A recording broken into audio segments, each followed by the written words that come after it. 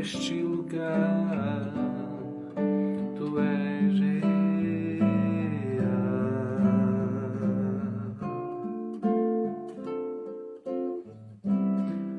Vou me entregar totalmente.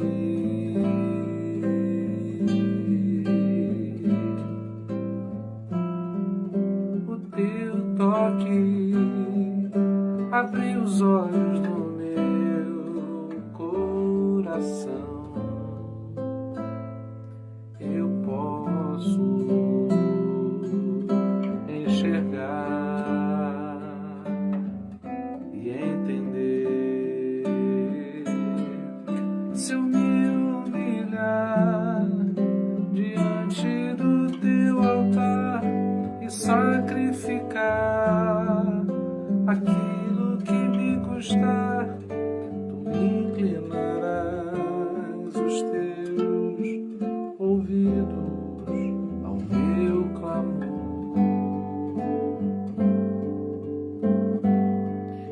Mas vale um dia no centro do teu querer, que toda a vida sem jamais te conhecer. Tu és minha fonte, minha colheita, minha herança.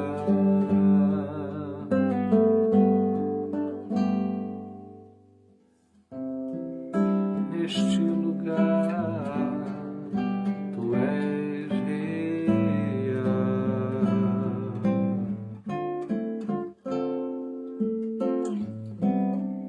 Vou me entregar totalmente.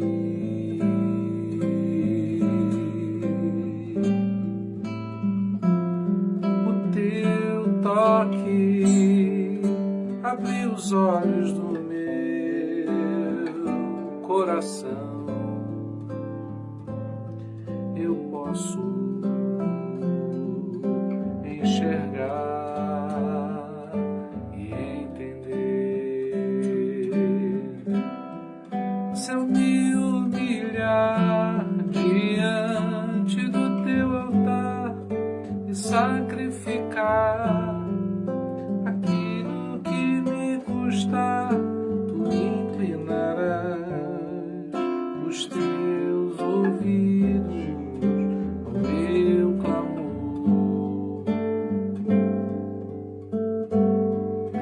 Mas vale um dia no centro do teu querer, que toda a vida sem jamais te conhecer. Tu és minha fonte, minha colheita, minha herança. Se eu me humilhar diante do teu altar e sacrificar aquilo que me custar, tu inclinarás os teus ouvidos ao meu clamor.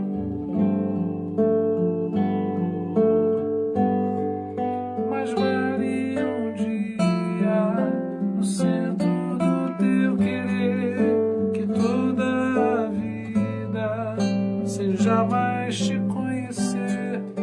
Tu és minha fonte, minha colheita, minha herança.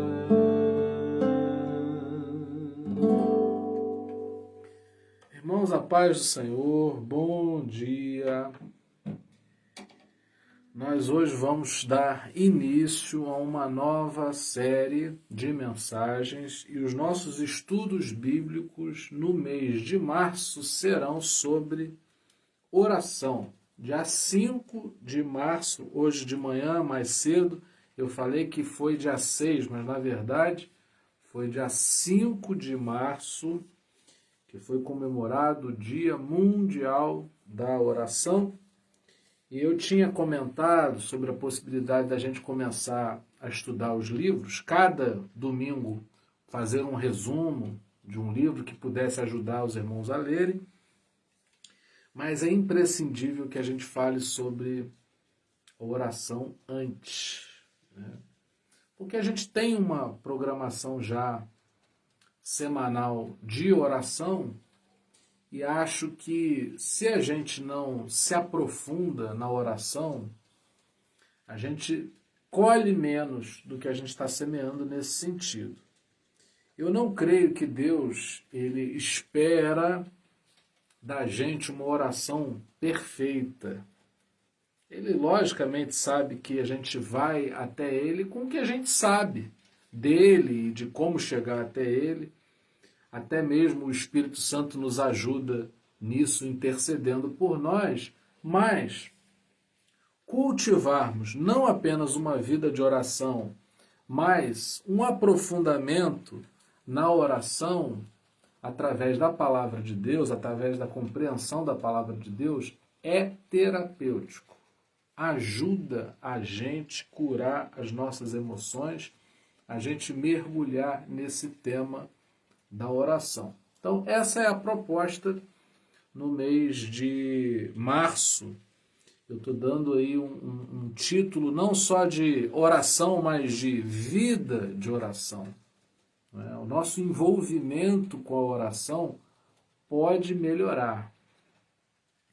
E hoje eu não preparei um esboço, porque eu vou falar sobre um texto muito conhecido. E aí, o grande perigo quando a gente fala sobre um texto batido é quando a gente não se abre para regar aquele conhecimento agregando novas informações ou com a possibilidade de ampliarmos a nossa consciência acerca daquele assunto. Então tem coisas que você já sabe e precisa compreender que pode saber mais e ao mesmo tempo entendermos que o que a gente sabe nunca é suficiente. A gente sempre pode crescer nisso. Então essa é a proposta. Bom, o texto é o texto de Lucas que fala sobre a oração do Pai Nosso. Eu prego muito, todo ano eu prego muitas vezes sobre esse texto, eu acho que ele é infindável, não é? E é um ensino do nosso Senhor Jesus sobre a matéria. Então a gente tem aqui um texto que consegue contemplar um ensino muito objetivo, muito direto de Jesus sobre o tema da oração.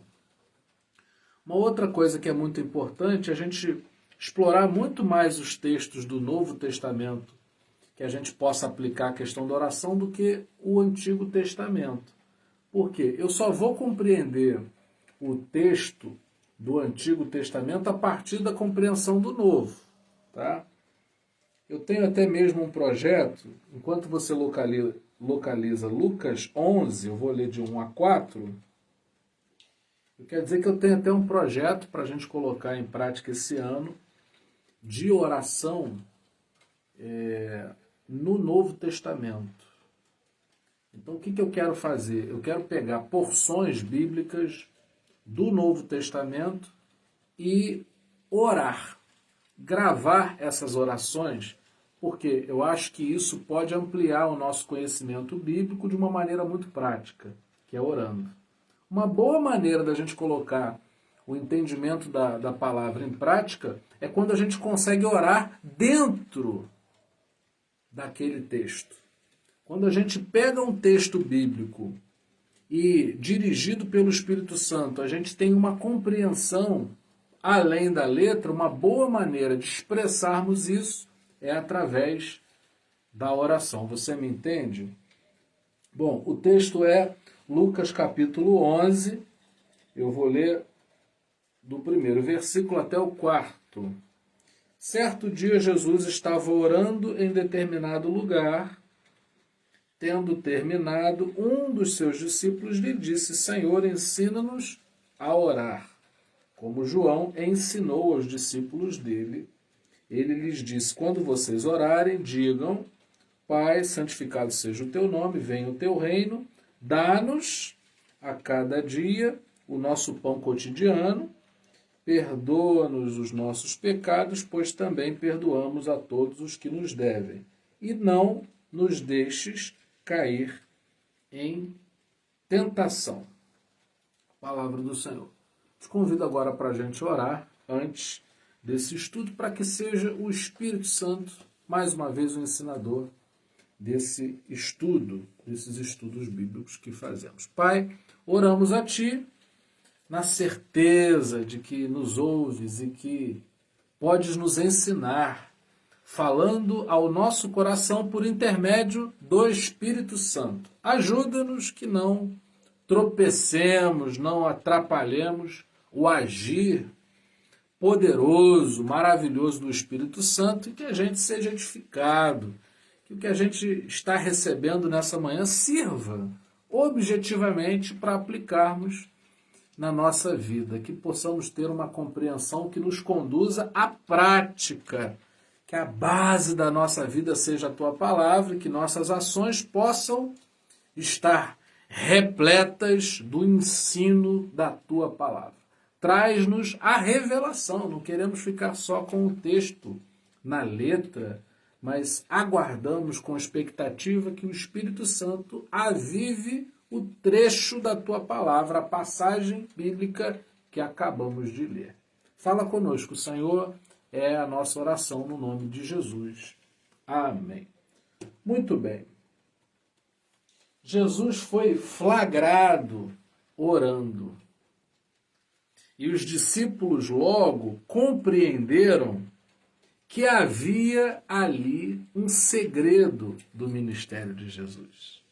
Eu gosto muito de iniciar percebendo que os discípulos foram capazes, né? Um deles percebeu que havia alguma coisa de especial naquilo que Jesus fazia.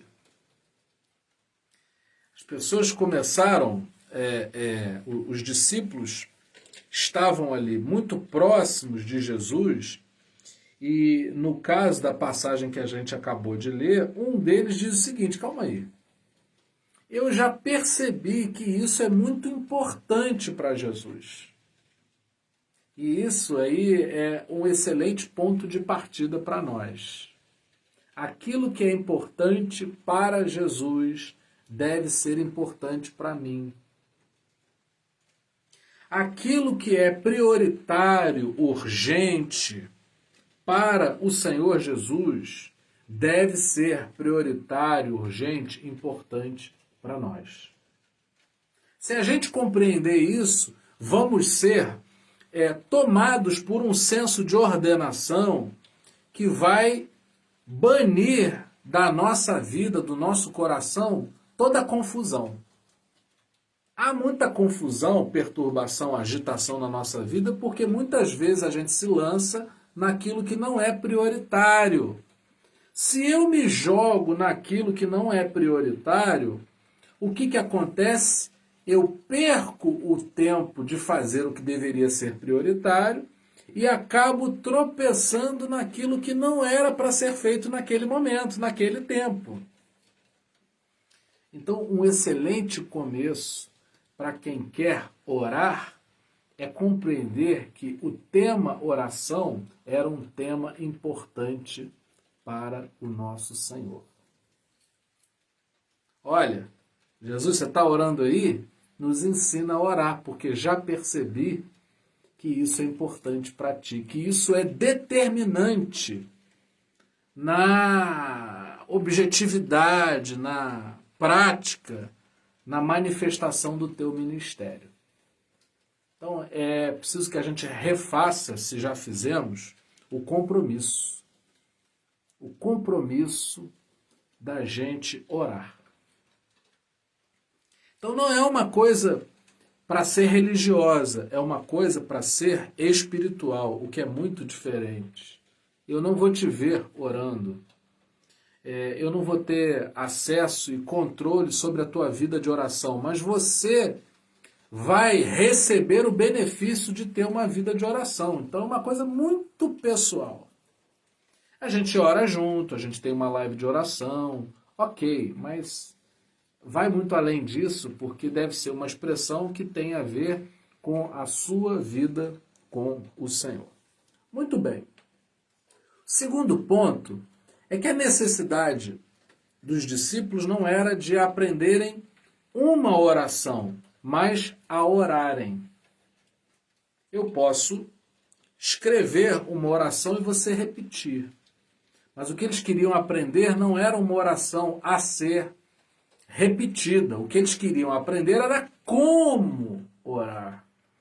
Como eu me conecto ao Senhor através da oração? Como eu posso cultivar uma vida de oração? Essa pergunta precisa ser feita. O meu grande temor nesse tema da oração é que a gente se torne obstinado. Não é? Existem pessoas que, quando oram, elas reproduzem algo que é muito robotizado. Se torna algo automático sem ser uma ação refletida.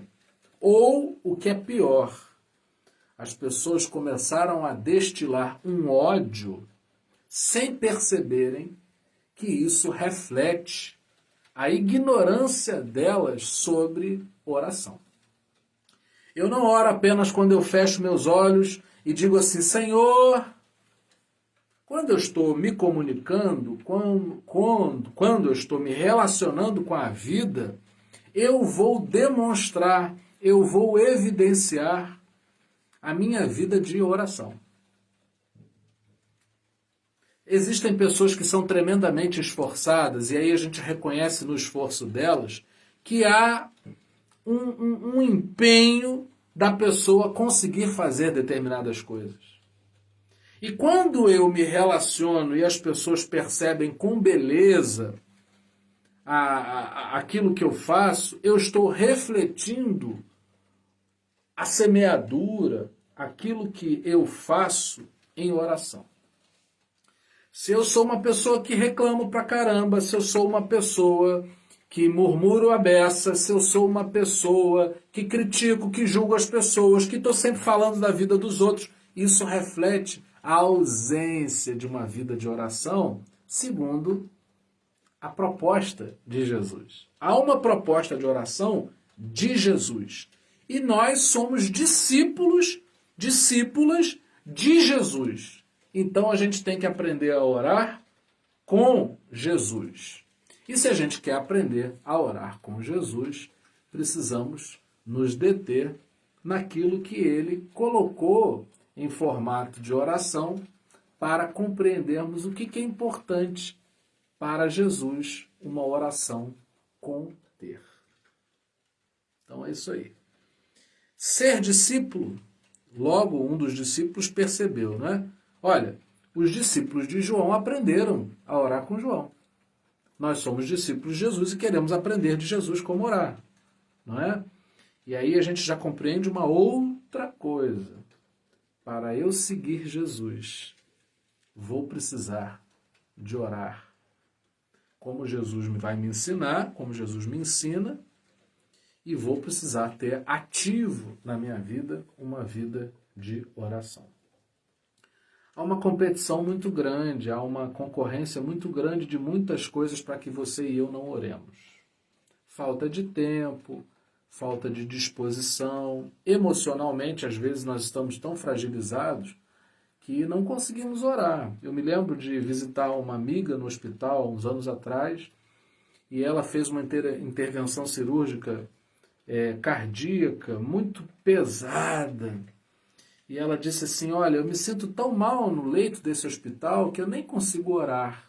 Daí até a importância da gente visitar.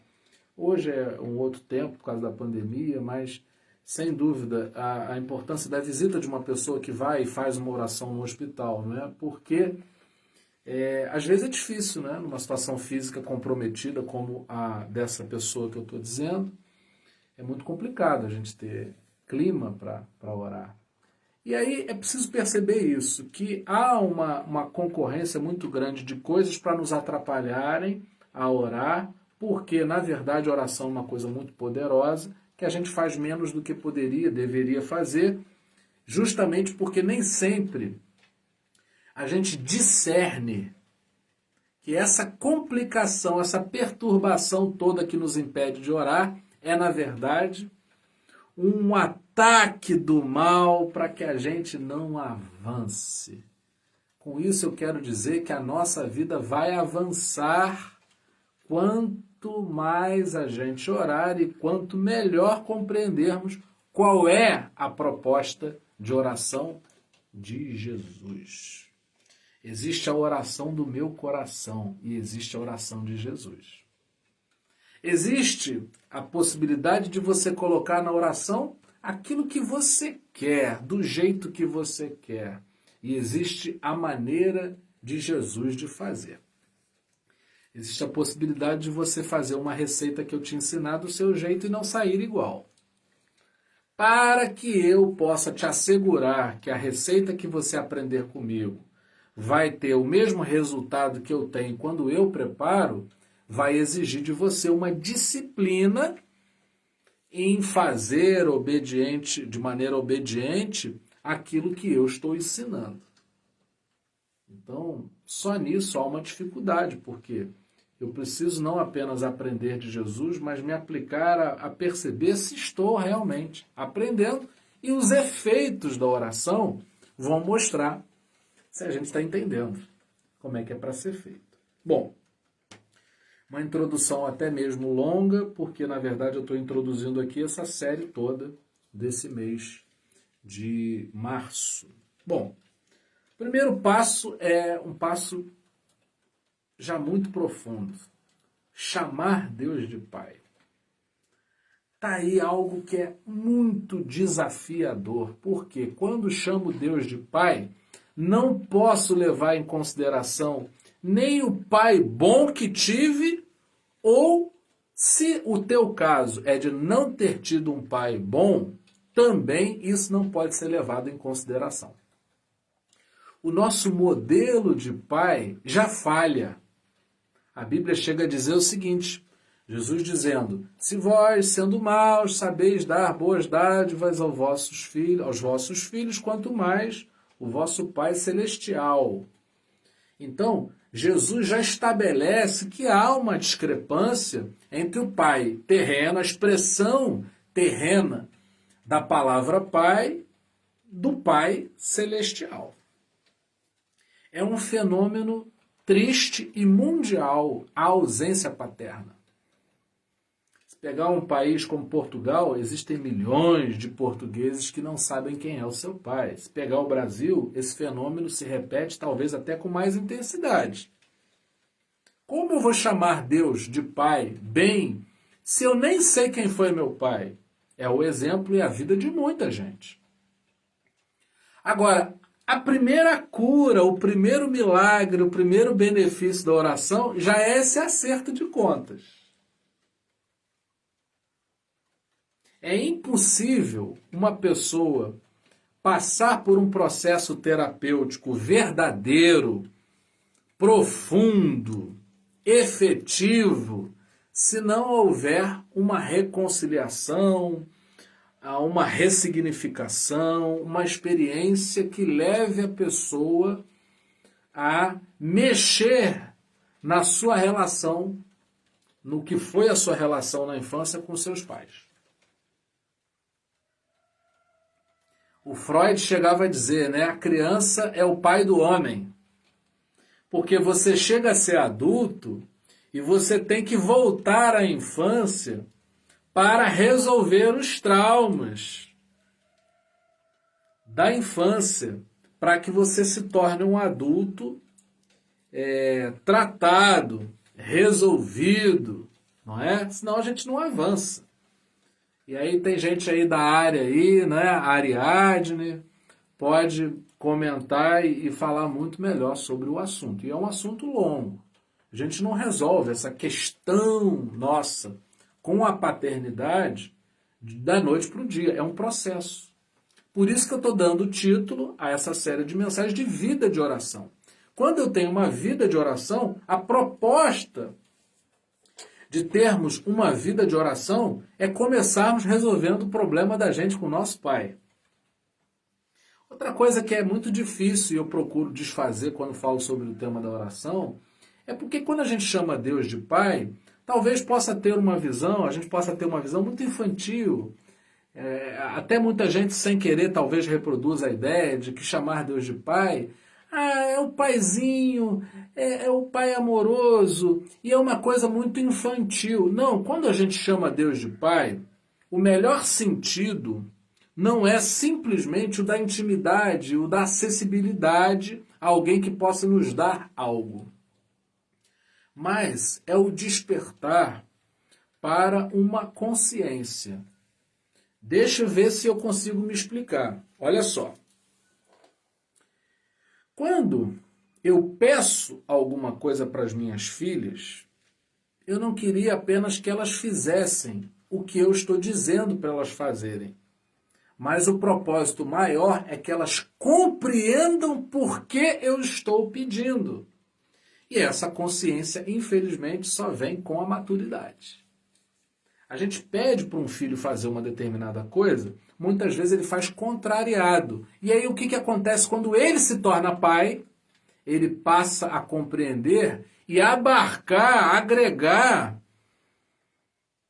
a consciência, na consciência dele, as mesmas ideias que o pai teve ou algo do mesmo nível. Pode não ser igual à maneira como eu crio as minhas filhas, meus filhos, com a maneira como meu pai me criou. Mas o nível de percepção é muito parecido, porque agora eu repito a mesma proposta, que é a proposta de ser pai. O fato de eu me tornar pai me fez compreender melhor o meu pai. E aí precisamos ganhar entendimento, né? A gente precisa se aprofundar mais para não somente procurarmos o Pai, para obtermos coisas desse Pai, mas começarmos a compreender como esse Pai pensa e qual é o plano, o propósito dele em cada coisa que ele pede, requisita de nós. Quando Jesus falava com o Pai, havia na visão dos discípulos alguém que estava se relacionando com intimidade. Não é só com necessidade. Deus espera que eu me relacione com Ele não somente porque eu preciso desse relacionamento, mas porque eu quero ter intimidade com a pessoa com a qual eu me relaciono. Suyan, a vida se torna mais fácil quando eu entendo qual é o propósito do meu Pai. E se na vida a gente procura amadurecer e ter a nossa própria vida distante dos nossos, descolada dos nossos pais, na vida cristã, na vida segundo o Evangelho de Jesus, o nosso caminho é voltarmos para a casa do Pai. Na vida normal, a gente sai da casa do Pai. A gente se torna independente do Pai. Na vida cristã, a gente volta para a casa do Pai e se torna cada vez mais dependentes desse Pai. A relação é diferente. Deixa eu ler aqui o que a Ariadne está dizendo. Legal pensar que pai e mãe é uma função. Muitas pessoas podem cumprir essa função a despeito da biologia e, como diria o Sartre, não importa o que fizeram de mim, o que importa é o que eu faço com o que fizeram de mim. É legal, a Ariadne é psicóloga, e é interessante pensar que Deus não tem essa função de pai para muitas pessoas. Às vezes, Deus, para a pessoa, é alguém a quem ela vai recorrer na necessidade. Mas essa função de pai, ela tem que ser ativada na gente. Ela tem que ser ativada na gente. E aí, quando a gente ativa essa função de pai para Deus, sabe o que acontece? A gente vai fazendo o que ela está falando do Sartre aí. A gente vai ressignificando a experiência que nós tivemos. Seus pais ou quem cumpriu essa função na sua vida, pode ter certeza, fizeram o melhor que puderam. Mas ainda assim essa experiência ela vai pedir uma reconciliação, uma restauração, uma transformação, porque erramos muito tentando acertar como pais. Falamos, tropeçamos no que deixamos de falar, nos omitimos, às vezes procuramos o mecanismo do controle, até mesmo da manipulação, para que as coisas sejam direcionadas segundo a nossa vontade. E é difícil ser pai quando a gente é crente. Porque, ao mesmo tempo que a gente tem uma função dentro da nossa família, dentro da nossa casa, não podemos nos omitir da função que Deus tem, do Pai Celestial tem na nossa família. Então, chamar Deus de Pai é um desafio. Nós vamos precisar construir uma visão acertada e que precisa ser inspirada pelo Espírito Santo para que a gente possa chamar Deus de Pai segundo a palavra, segundo o propósito do ensino da palavra de Deus. Não sabemos fazer isso naturalmente falando. A gente precisa construir, a gente precisa caminhar, a gente precisa ter uma vida de oração para que a gente possa experimentar na profundidade os benefícios que chamar Deus de Pai tem. Então é um compromisso. Bom, eu preciso chamar Deus de Pai e quero me aprofundar nisso. Aquele que é pai, ele não é pai somente porque foi o progenitor. É uma função, como a Ariadne falou, que eu passo a ter quando me comprometo com essa tal função e posso me aprofundar, posso melhorar nessa função. E aí, como Deus é perfeito e não precisa ser melhorado, na verdade o que a gente precisa melhorar é a nossa visão acerca desse Pai perfeito. Não há como chamar Deus de Pai se eu não entender também qual é a minha função de irmão. Porque esse pai é pai da Suian, é pai do Elias, que está fazendo aniversário hoje, é pai da Sandra, é pai da Ariadne, é pai da Karina. Então, compreender, aí é um próximo passo. Quando eu me relaciono mal com os meus irmãos, estou discernindo mal o meu pai. Eu melhoro na minha compreensão de quem é Deus, se Jesus me ensina a chamá-lo de Pai, quando eu melhoro no meu relacionamento com os meus irmãos. Porque quando eu me relaciono com você, sabendo que o Pai Celestial que eu tenho é o mesmo que você tem, a gente consegue compreender o que é chamar Deus de Pai e a seguir a palavra Pai, Pai Nosso. Quem não se vê diante do seu irmão como membro de uma mesma família, não vai discernir quem é pai. Há uma outra maneira da gente entender pai e os irmãos, a família, que é entendermos que a igreja é o corpo de Cristo. Cristo é a cabeça desse corpo. Então somos membros uns dos outros. O nosso valor não é no valor isolado, mas o valor que temos agregado ao valor de todos. Então, todos precisam de todos.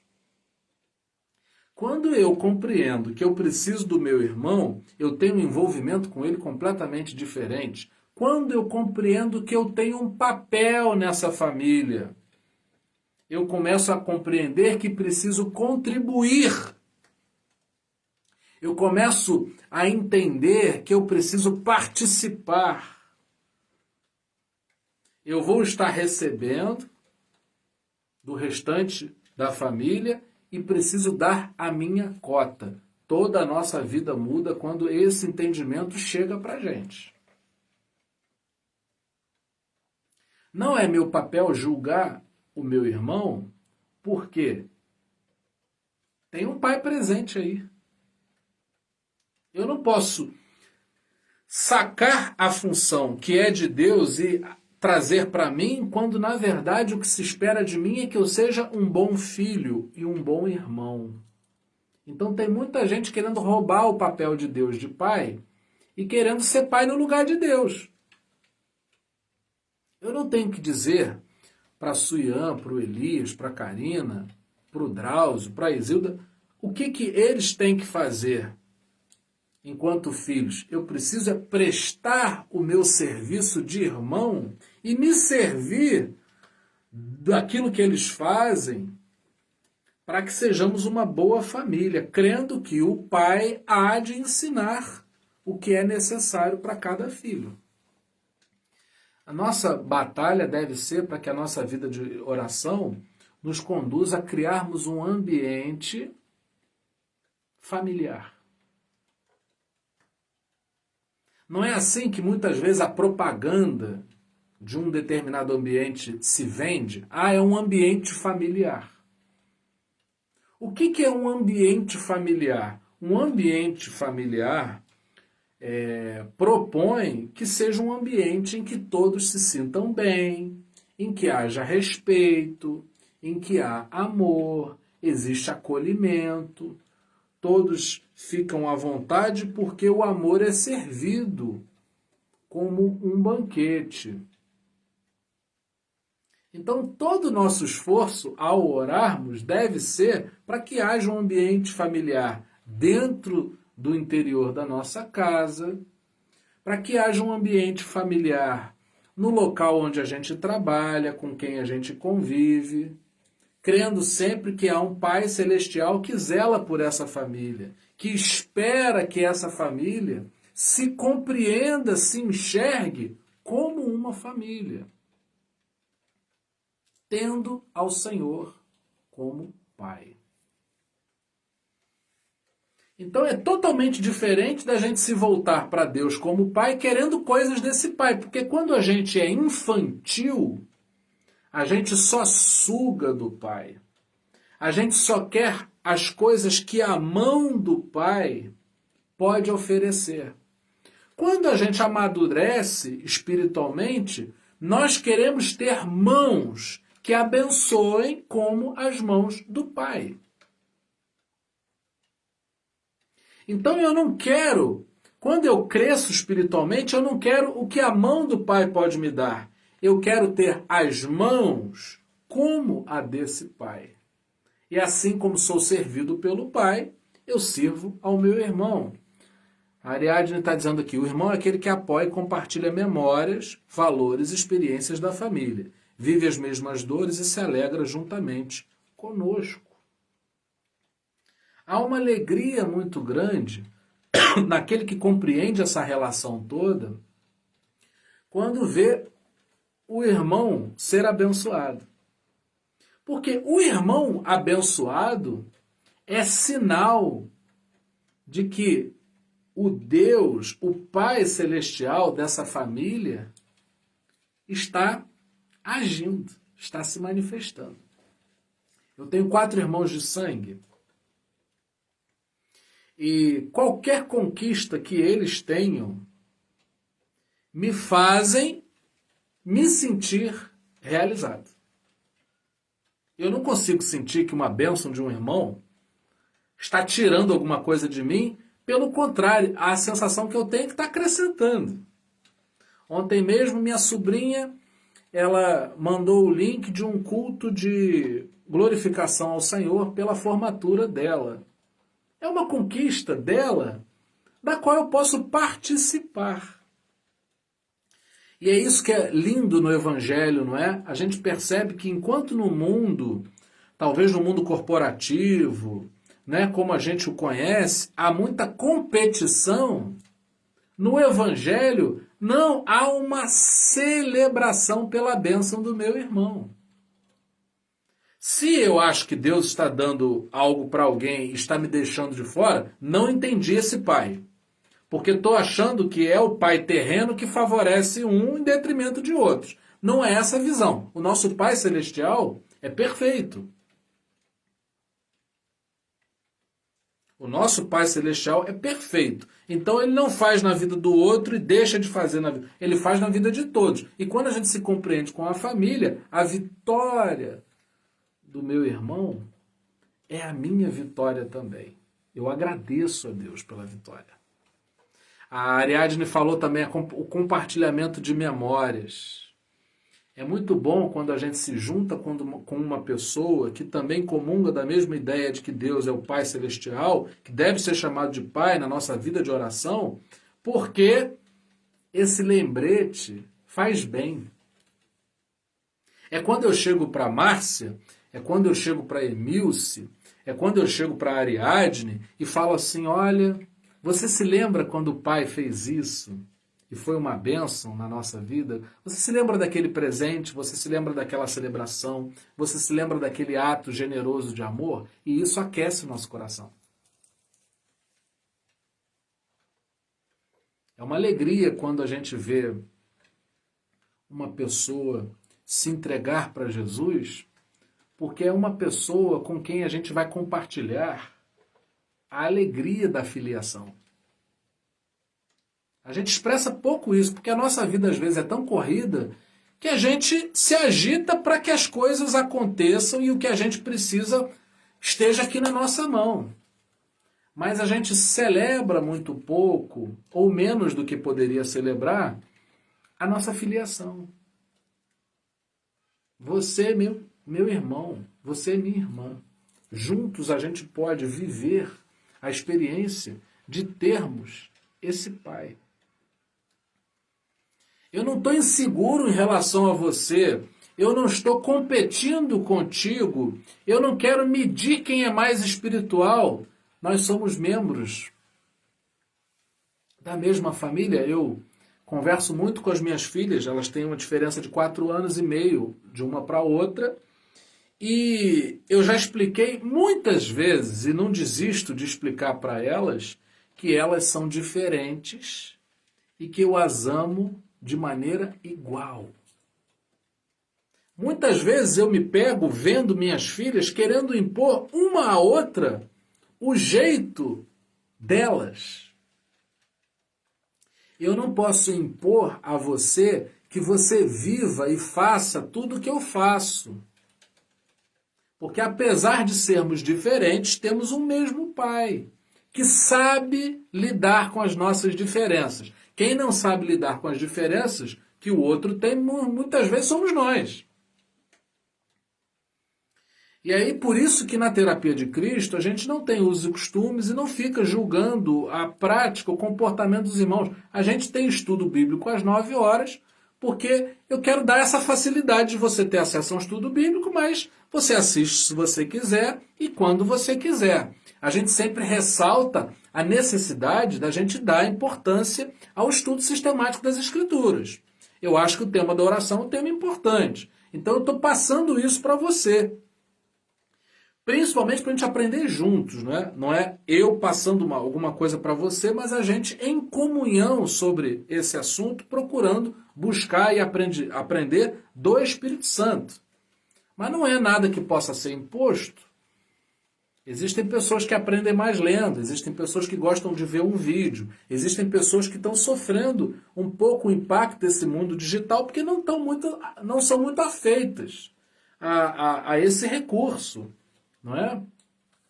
Ontem eu fiz uma live com um irmão que congregou com a gente em Portugal. Ele está hoje em Minas, eu estou no interior do Rio. E a gente pôde interagir. Isso é especial, sem dúvida. Mas a gente não pode impor as coisas para as pessoas. Eu convido a você, eu mando o link dos devocionais para muita gente, mas, obviamente, é faculdade de cada pessoa administrar isso como quiser e se quiser, não pode ser nada imposto. A gente precisa passar para as pessoas a alegria de pertencer a essa família e não a obrigação delas pertencer a... Né? A gente fala assim, venha para Jesus, e muitas vezes, sem querer, a gente está impondo isso às pessoas. Quando a gente, como bons irmãos, partilhamos as alegrias da filiação, obviamente isso marca profundamente e muito melhor a vida das pessoas. Se a gente toma, acabamos que falamos muito sobre isso, nem avançamos, não é? A gente vai precisar continuar na oração do Pai Nosso, nem sei por quanto tempo. É uma oração muito profunda. É realmente algo que nos conduz a uma maneira de viver diferente. E eu faço votos de que você se desafie a se aprofundar nisso. Vai vir muita coisa desse texto do Pai Nosso, tá? E eu tenho certeza que o produto disso é a gente viver melhor. Ter uma vida de oração que nos traga as bênçãos, né? Que fazem parte de quem ora, de quem se lança nesse propósito da oração. Bom, eu queria terminar dizendo algo, amarrar algo aqui, para que não fique solto e perdido. Não preciso ir à oração como quem vai pedir alguma coisa a alguém. Eu posso ir à oração para melhorar a minha compreensão desse alguém. Isso é muito especial. Porque quando eu começo a entender a mente de Deus, não no sentido de alcançar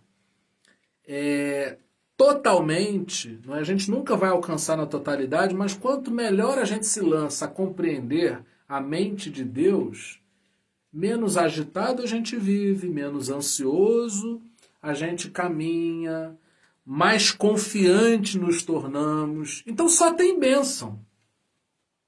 Se eu chego para Deus e digo, Deus, eu preciso disso, eu preciso daquilo outro, eu me agito e me obstino no meio dos meus pedidos, das minhas necessidades. Eu reforço o que está faltando. Mas quando eu exalto ao nome de Deus e procuro estar perto, você tem que sair dessa independência espiritual e voltar para Deus. Vai morar, você tem que morar com o Pai. Você tem que conviver com o Pai. Você tem que se ater à maneira como o Pai pensa. Porque quando você e eu compreendemos como Deus faz as coisas, a gente descansa nele. E a gente começa a reproduzir. Jesus nos perdoou. Jesus trouxe perdão. O Pai enviou Jesus para ser esse mediador. Então, sabe o que eu vou fazer? Eu vou começar a mediar as bênçãos de Deus sobre a vida das pessoas. Então eu vou abençoar a Rafaela, eu vou abençoar a Ariadne, eu vou abençoar a Márcia, eu vou abençoar o Drauzio, eu vou abençoar a Isilda. Porque é assim que o Pai se relaciona comigo. Eu não consigo perceber muito bem a pedagogia fora do exemplo. O Daniel, de 3 anos, o meu filho, nosso filho, ele reproduz o que a gente faz. Tudo o que ele fala, ele ouviu alguém falar. Obviamente, ele vai tendo uma performance autêntica, porque vai somado àquilo que ele é. Mas, obviamente, é um fenômeno que tem a ver com a adaptação dele com as pessoas. Então, eu digo o seguinte, se você se reconcilia com Deus, a ponto de morar com o Pai, de ter intimidade com o Pai, daqui a pouco você vai estar fazendo o que o Pai faz. E a minha alegria. As minhas filhas cantam, a Analice e a Mariana gostam de escrever, e eu fico vendo, não é? Fazem coisas que a Analice já gosta muito de maquiagem, como a mãe. É tão lindo ver os nossos filhos reproduzindo o que a gente faz. E no nosso caso humano, eles vão fazendo melhor que a gente. Minha filha canta muito melhor do que eu. Não é? Se eu tenho influências e passei essas influências, elas foram muito além. Eu dou graças a Deus por isso. E aí eu quero fazer você lembrar que o nosso Senhor, na sua humildade, ele disse que nós faríamos obras maiores do que ele. Então, o que está aqui em causa para a gente terminar, dessa vez é de verdade. Todo pregador diz que está terminando e demora 10 vezes, engana todo mundo, não é? Para a gente terminar, é importante que a oração nos conduza a sermos como Jesus e não obtermos bênçãos de Jesus. A maior bênção é sermos como Jesus. E o Pai nos chama a sermos co-criadores com Ele. Assim como o Pai cria, Ele quer te dar criatividade também. Para no seu lugar de trabalho, para você no seu lugar de fé, para você ter uma expressão criativa. Criatividade é uma coisa que, quando é evidente em você, expressa aquilo que Deus é. Deus é criador. Então, que a gente possa ter uma vida de oração que se volte para esse Pai, para que, adquirindo a mente desse Pai, possamos reproduzir aquilo que esse Pai é na nossa vida. Amém? Vamos orar mais uma vez? Pai, nos ajuda a compreendermos que o Senhor é Pai e que possamos mergulhar no entendimento segundo a ação do Espírito Santo em nós sobre o que é ter um Pai Celestial. Que não deixemos de olhar para o outro, o próximo, como nosso irmão, que nos vejamos como membros de uma mesma família e que o teu nome ele seja glorificado.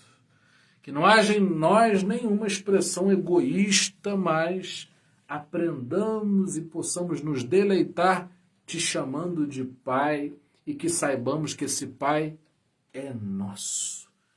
Ó Pai, nos ensina a orar, assim como ali dos teus discípulos alguém se destaca e pede a ti que ensines sobre oração, venha nos ensinar, Senhor, através do teu Espírito Santo, como termos uma vida de oração que nos aproxime mais de ti e que nos afaste do mal, que nos afaste até mesmo de nós mesmos. Que sejamos cada vez mais teus e menos nossos. E assim a nossa vida seja muito abençoada. É a nossa oração no nome de Jesus. Amém. Que a graça maravilhosa do nosso Senhor e Salvador Jesus Cristo, que o amor incomparável de Deus, o nosso eterno Pai, e que as doces consolações do Espírito Santo sejam com cada um de nós para todo sempre. Amém. Deus abençoe Sandra, Karina, Rafaela, Ariadne, muito obrigado pelas tuas contribuições e eu creio que elas são muito necessárias e muito bem-vindas. Muito obrigado por você estar com a gente. Faz muito bem para a gente ter uma pessoa tão especial quanto você. Márcia, Deus abençoe. Minha querida professora de adolescentes, Emilce. Eu tenho 40 anos. Ela me dava aula quando eu tinha 10. Olha só que coisa maravilhosa, né? Que a internet pode fazer. Minha professora no tempo que eu era criança na igreja. Deus abençoe muito Elias Verdim pelo teu aniversário, tá? Que seja um ano aí de bênçãos que venha, de novas experiências com o Senhor. Suian, querida, toda a família, tá? Deus abençoe muito. Ariadne já falei. Paulo Ribeiro, Deus abençoe. O Drauzio, Sandra já falei. Karina já falei. Deus abençoe Vânia Guida, Isilda, Daniela aí nos bastidores. Deus abençoe todos vocês e aqueles que vão assistir depois, que a gente tem uma vida de oração muito abençoada. Amém? Deus abençoe a todos.